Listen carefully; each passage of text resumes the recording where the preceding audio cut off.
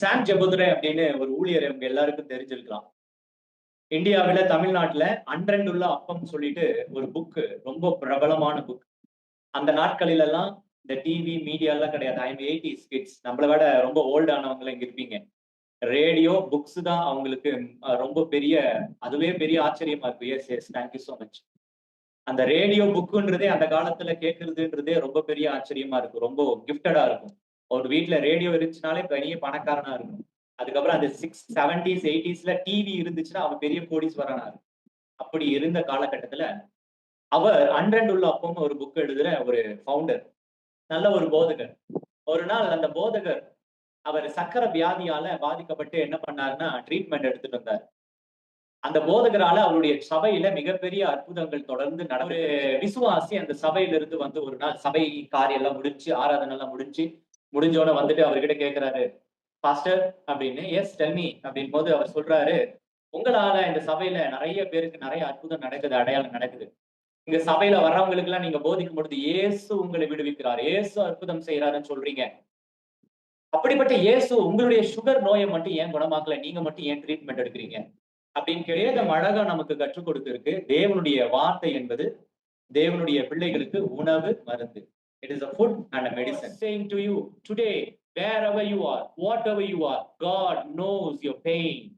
God knows your pain, my beloved brothers. அதனால தான் ஆண்டவர் ஒரு தேசத்துல ஒரு கிங்டம்ல பிரச்சனை வந்துச்சுன்னா உடனடியா ப்ராஃபெட் அனுப்பிடுவாரு. ஒரு தேசத்துல பிரச்சனை வந்துச்சுன்னா உடனடியா ப்ராஃபஸி அனுப்புவாரு. உன் வீட்டுக்குள்ள பிரச்சனை வந்துச்சுன்னா தேவன் வசனத்தை அனுப்புவாரு. Now God is sending the word of God. இந்த வார்த்தையை நீ கேட்டு ஆமென் என்று சொல்லு. அடுத்த நிமிஷம் குணமாகலாம், கேள்வி கேளு என்று சொல்றார் ஆண்டவர். ஒரு கிங்டம்ல பிரச்சனையா இருந்துச்சுன்னா ஆண்டவர் தீர்க்கதரிசிய அந்த கிங்டம்க்கு அனுப்புவாரு. சால்வ் பண்ண, பேச, ராஜாவோட பேச. ஒரு தேசத்துல ப்ராப்ளம் இருந்துச்சுன்னா ஆண்டவர் அவருடைய ப்ராஃபிட்ட அனுப்புவாரு. அந்த தேசத்துல தீர்க்க தரிசனத்தை கொடுத்து அந்த தேசத்தை எப்படி வழி நடத்தணும் அப்படின்னு சொல்லி முன்குறிப்பாரு. ஒரு வீட்டிற்குள்ள ஒரு பிரச்சனை வந்துச்சுன்னா, ஒரு ஃபேமிலியில ஒரு பிரச்சனை வந்துச்சுன்னா ஆண்டவர் வார்த்தையை அனுப்புவார். சங்கீதம் 107ஆம் அதிகாரத்துல 20வது வசனம் சொல்லுது, அவர் தமது வசனத்தை அனுப்பி அவர்களை குணமாக்கி அவர்களை அழிவுக்கு தப்புவிக்கிறார் அப்படின்னு எழுதப்பட்டிருக்கிறது. ஆமென். God will send his verse. அவர் அவருடைய வசனத்தை அனுப்புவார். வேதம் அழகா நமக்கு கற்றுக் கொடுத்திருக்கு. தேவனுடைய வார்த்தை என்பது தேவனுடைய பிள்ளைகளுக்கு உணவு, மருந்து. It is a food and a medicine. சாம் ஜெபதுரை அப்படின்னு ஒரு ஊழியர் உங்க எல்லாருக்கும் தெரிஞ்சிருக்கலாம். இந்தியாவில தமிழ்நாட்டுல அன்றெண்டுள்ள அப்பம் சொல்லிட்டு ஒரு புக் ரொம்ப பிரபலமான புக். அந்த நாட்களில எல்லாம் இந்த டிவி, மீடியா எல்லாம் கிடையாது. I am 80s kids. நம்மள விட ரொம்ப ஓல்ட் ஆனவங்க இங்க இருப்பீங்க. ரேடியோ, புக்ஸ் தான் அவங்களுக்கு ரொம்ப பெரிய அதுவே பெரிய ஆச்சரியமா இருக்கு. Yes, yes. Thank you so much. அந்த ரேடியோ புக்குன்றதே அந்த காலத்துல கேட்கிறதுன்றதே ரொம்ப பெரிய ஆச்சரியமா இருக்கும். ரொம்ப கிஃப்டடா இருக்கும். ஒரு வீட்ல ரேடியோ இருந்துச்சுனாலே பெரிய பணக்காரனா இருக்கும். அதுக்கப்புறம் அந்த 70s, 80ஸ்ல டிவி இருந்துச்சுன்னா அவன் பெரிய கோடீஸ்வரனா இருக்கும். அப்படி இருந்த காலகட்டத்துல அவர் அன்றெண்டுள்ள அப்பம்னு ஒரு புக் எழுதுற ஒரு ஃபவுண்டர். நல்ல ஒரு போதகர். ஒரு நாள் அந்த போதகர் அவர் சர்க்கரை வியாதியால பாதிக்கப்பட்டு என்ன பண்ணாருன்னா ட்ரீட்மெண்ட் எடுத்துட்டு வந்தார். அந்த போதகரால அவருடைய சபையில மிகப்பெரிய அற்புதங்கள் தொடர்ந்து நடந்துட்டு இருந்துச்சு. பில்லி சூனிய கட்டுகளை தீர்த்தாரு, கேன்சர் நோயை குணமாக்குனாரு, கிட்னி ஃபெயிலியரை குணமாக்குனாரு. இப்படி அனுதினமும் ஏகப்பட்ட அற்புதங்கள் நடந்துட்டு இருந்துச்சு. அது மாத்திரமல்ல, அவர் எழுதி அனுப்புகிற அந்த புஸ்தகம் ஒவ்வொரு மாதமும் ஒவ்வொரு குடும்பத்திற்கும் வந்து சேர்ந்துரும். இந்த புஸ்தகத்தை படிக்கிறவர்கள் லட்சக்கணக்கானவர்கள் ஆண்டவருடைய அன்பை தெரிஞ்சுக்குவாங்க. ரொம்ப சமாதானமா இருக்கு. It gives more please, more comfort. இப்படி போய்கொண்டு இருக்கிற நேரத்துல ஒரு நாள் அவருடைய 60ஸ்ல ஒரு விசுவாசி அந்த சபையில இருந்து வந்து ஒரு நாள் சபை காரியம் எல்லாம் முடிஞ்சு ஆராதனை எல்லாம் முடிஞ்சோட வந்துட்டு அவர்கிட்ட கேட்கிறாரு, பாஸ்டர் அப்படின்னு. எஸ், டெல் மீ அப்படின் போது அவர் சொல்றாரு, உங்களால இந்த சபையில நிறைய பேருக்கு நிறைய அற்புதம் நடக்குது, அடையாளம் நடக்குது. இங்க சபையில வர்றவங்களுக்கு எல்லாம் நீங்க போதிக்கும் பொழுது இயேசு உங்களை விடுவிக்கிறார், இயேசு அற்புதம் செய்யறாருன்னு சொல்றீங்க. அப்படிப்பட்ட இயேசு உங்களுடைய சுகர் நோயை மட்டும் ஏன் குணமாக்கல, நீங்க மட்டும் ஏன் ட்ரீட்மெண்ட் எடுக்கிறீங்க அப்படின்னு கேட்டுட்டு அடுத்த ஒரு வார்த்தை சொன்னாரு, I want to know something. நமக்கு நோய் வந்துச்சுன்னா ஹாஸ்பிட்டல்ல போய் ட்ரீட்மெண்ட் எடுக்கலாமா வேண்டாமா ஒரு கிறிஸ்தவனா அப்படின்னு கேள்வி கேட்டாரு. இன்னைக்கும் நிறைய பேர்கிட்ட ஒருவேளை நான் கேட்ட கேள்வி உங்களுடைய இருதயத்திற்குள்ள ஆழத்துல இருந்திருக்கலாம். ஆவியானவர் என் மூலியமா இந்த கேள்வியை உங்களுக்கு கேட்க சொல்லியிருக்கலாம். நிறைய நேரத்துல நம்முடைய ஊழியக்காரர் நம்ம எப்படி வழிவு நடத்துவார்னா, ஆண்டவர் இடத்துல ஜெபம் பண்ணு. God will cure you. God will heal you. God will deliver you. Isn't it?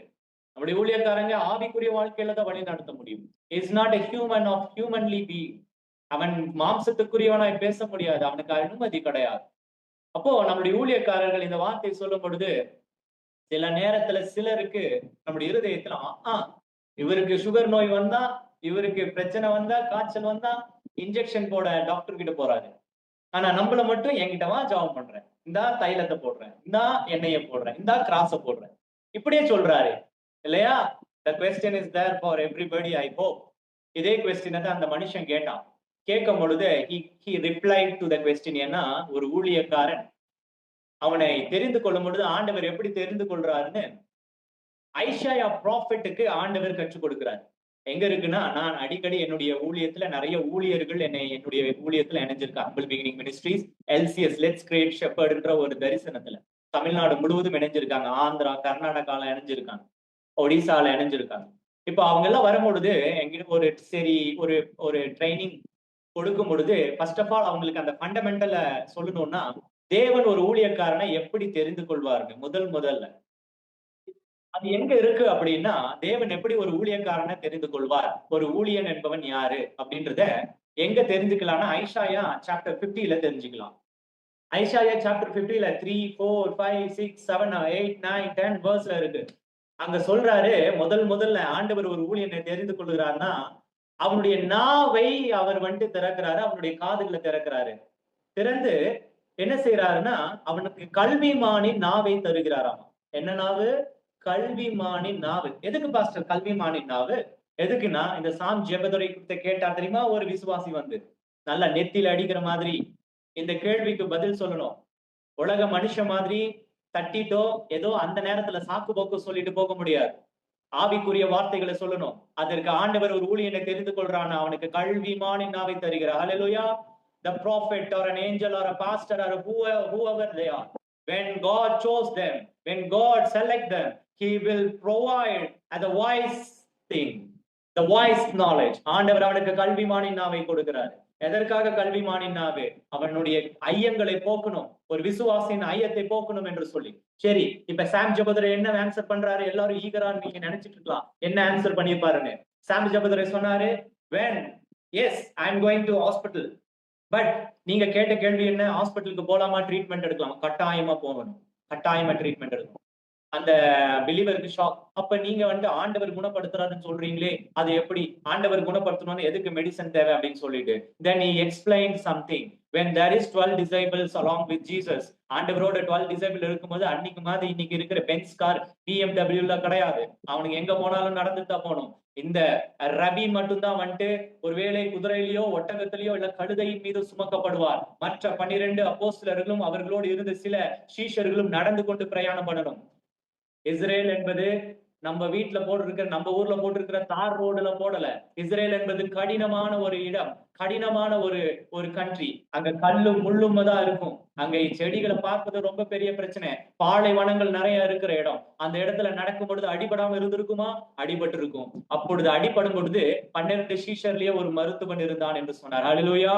There is a doctor in 12 disciples. God has selected each and every one chosen by his professional things.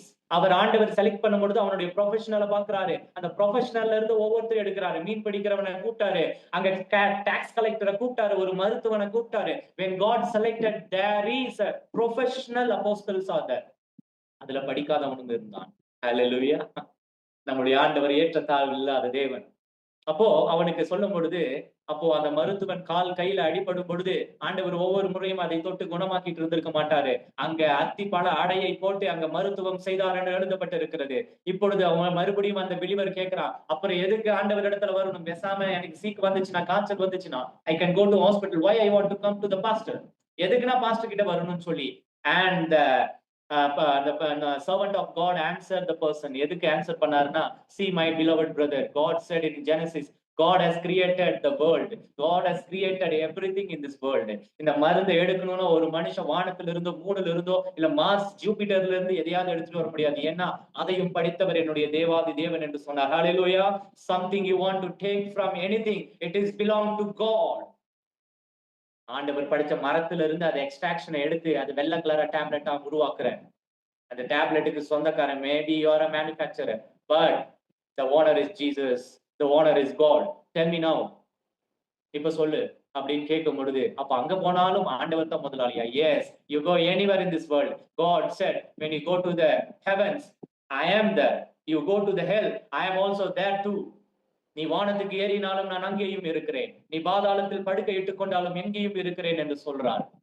There is no hiding place in this world, my dear beloved brothers. I don't know how many of you watching, maybe a few, maybe a big crowd, but God's saying to you today, wherever you are, whatever you are, God knows your pain.